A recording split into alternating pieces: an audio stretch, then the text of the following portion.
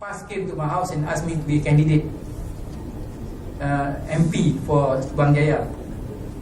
So I told them, I'm sorry, I cannot take your offer because my father will curse me if I become a politician. So I said, so I have to listen to my father. So they were very disappointed. But I would not, because when you are in a political party, you have to subscribe to the party that you belong. Even though sometimes you disagree, you still have to agree for the sake of the party. Now, I don't think I can do that. If something is wrong to me, it's wrong. And I have to be fair to the party. So I better not be in the party, whether it is UMNO or whether it is PAS. But I must also be truthful. I'm a member of UMNO, but I never attended any meetings or anything. But somebody paid for my membership, and I still keep paying for my membership. And I told that to the PAS sellers that came to my house. I said, you know, I'm a member of UMNO. I said, that's no problem. Today you can go to the newspaper and say you have changed party. They'll be very happy. So to them, it's nothing. To me, it is something. Okay. So just 2 days before the birthday, I was called by the police and the minister for a briefing. So the police were telling all sorts of stories about birthday and all that. So I said, well, everything has political motivation. Now, because one of the reasons they don't allow us is because they got political motivation. I mean, anything and everything that we do can be interpreted as having something political. So what is the problem?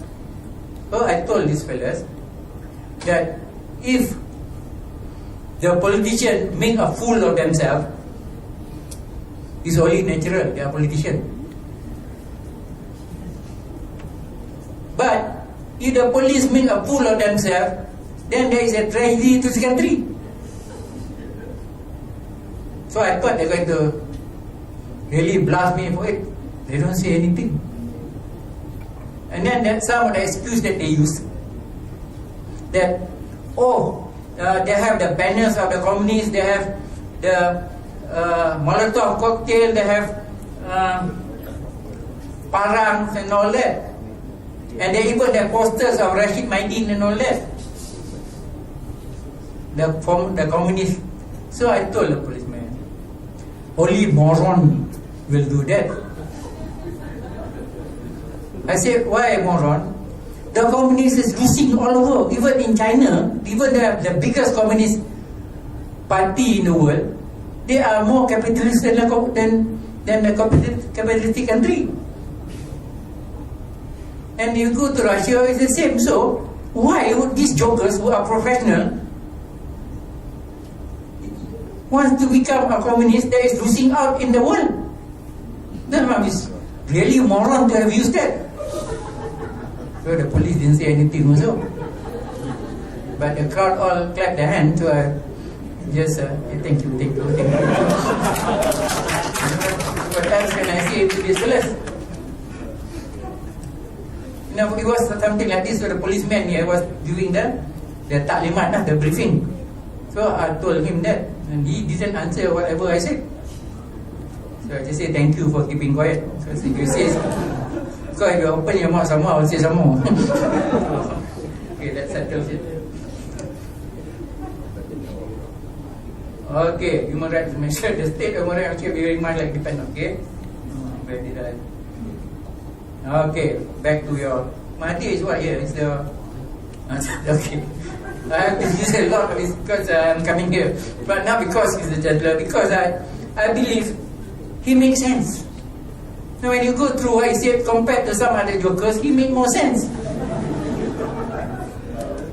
So I have to quote him. So he says, we in Malaysia have nothing to be ashamed of. Our democracy and our concept of human rights and freedom are as honorable as any. Indeed, in many ways we are more liberal. For example, we allow the setting up of schools using other than the national language, and we finance them even. But in practically, all these liberal democracies of the West, other languages and other religions are effectively obstructed. In one liberal country, Even wearing headscarf by Muslim girls in schools is forbidden. Of course, now more than one. That was 1995. The man got vision. Yeah, that's why I said, we have to look at your context. But of course, you cannot take away people's lives simply and whatnot. But sometimes how they are perceived and what they want us to practice is something that we have to decide for ourselves and not be imposed upon. So, at least the man. Actually, according to my daughter studied in Japan. The Japanese respected Mahathir more than the prime ministers, and that's why they keep changing the prime ministers. Maybe if you put Mahathir there, then they will change it too often. Yeah, and I was in Uganda. Anyone from Uganda? Anyone? Yeah, when I was at the university or somewhere in Kampala, so the professors were telling me, can you lend Mahathir for one term or so? And if you have Mahathir here, maybe Uganda can be one of the best African country in Africa. So I just laugh at him. I say, I don't know, he in Malaysia actually wanted to export him. So let's see whether he wants to go or not.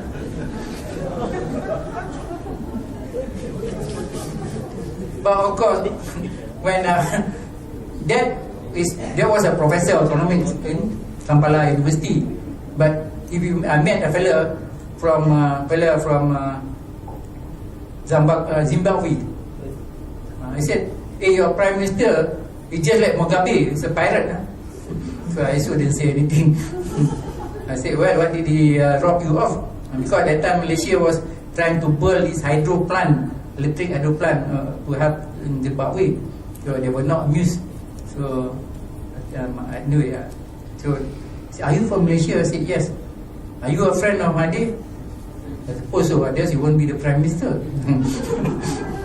So, to me that I just say, I don't know, but he's doing quite well in Malaysia despite of whatever but we are still having problem regarding the Bakun Dam. I heard about the Bakun Dam. I'm sure you heard about the Bakun Dam also. Okay. Bakun Dam, even Mahathir, we read. How many of you have read Mahathir's book on the doctors in the house? How many of you? I would recommend that you read it. Even my Form 3 daughter has finished reading it. It is very well written and it's quite simply written. And he's just telling his usual stuff. But of course, there are people who tell me, Mahathir write that with selective memory. I said, if you write also, you also write with selective memory. Even I write also, I will write with selective memory. Surely I will write whatever make me happy. It can be writing that make me very unhappy. So a lot of people are still skeptical of Mahathir. You read Malaysia Kini and all these goblok on the line. They hit this old man also to and through almost every day. Okay, but I think the most important is be brave enough to voice your opinion. People will take it, people will not take it, but at least you voice your opinion. But I know there's a Chinese saying that says sometimes it's better to be quiet than opening your mouth and prove to the people that you're a fool. So yeah, it's a Chinese saying. Sometimes it's better to keep quiet rather than open your mouth and prove to them that you are a fool. So that's why I suppose, sorry to say, my Chinese friends are more, sometimes less prone to speaking up than especially the Indian. You never ask the Indian where to go, because sometimes he doesn't know where the road is, he points somewhere and then you find you're going the wrong direction.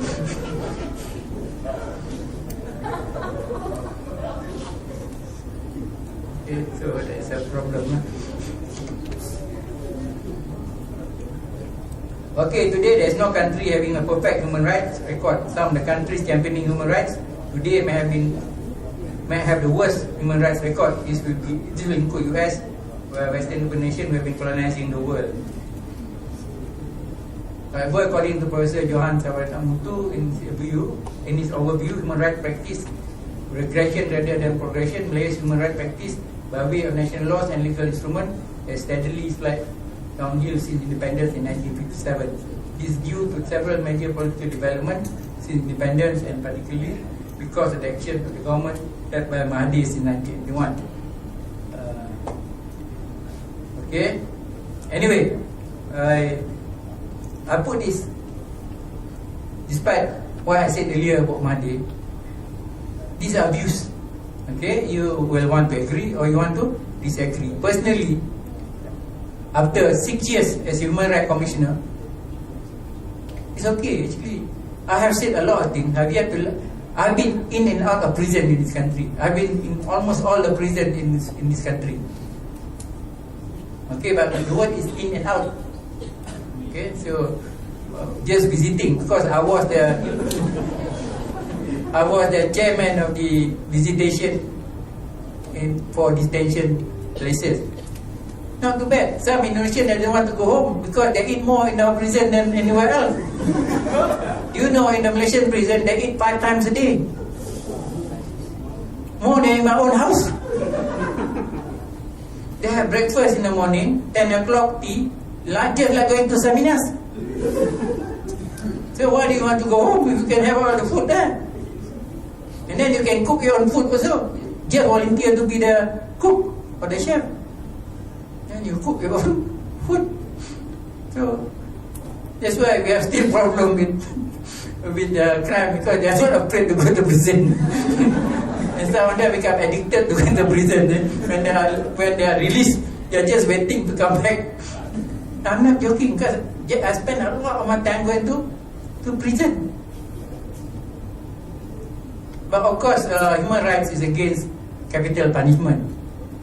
Okay, and I've spoken to a lot of these drugs, this drug distributor. I don't know what the right word is. Drug what? Dealer. Yeah? Drug trafficker. Okay. Okay, when they are destroying society, making millions, and driving fast cars and whatnot, they are of course very happy. But when they are in prison waiting to be hung, then they will tell you a lot of sad stories. I'm sorry, I'm never too pitiful about them, because I remember my whole village when I was young, and then growing up, nearly all of my friends are drug addicts, and some of them are still in out of the drug rehabilitation center. So I have no sad feeling for them at all. But of course I got to listen to them and say, are you badly treated before you're hung? Sometimes I think they give because they tell you all the sad stories, but they are quite well treated. The problem is, nothing is worse in life than waiting to be hung. It's better to be hung right away. Yeah, it's true. I managed to save one soul, right? Yeah, he was accused of murdering his business partner, one Chinese gentleman. So he's been asking for pardon for 11 years, no response. So I came back to the office to SUHAKAM, then spoke to the council, and then said, okay, we drafted a letter. So he got reprieve. I think 2 or 3 fellas that we managed to get reprieve. But as I said just now, going into Malaysian prison is not bad, but while you are in lockup, that is very bad. So how long you spend yourself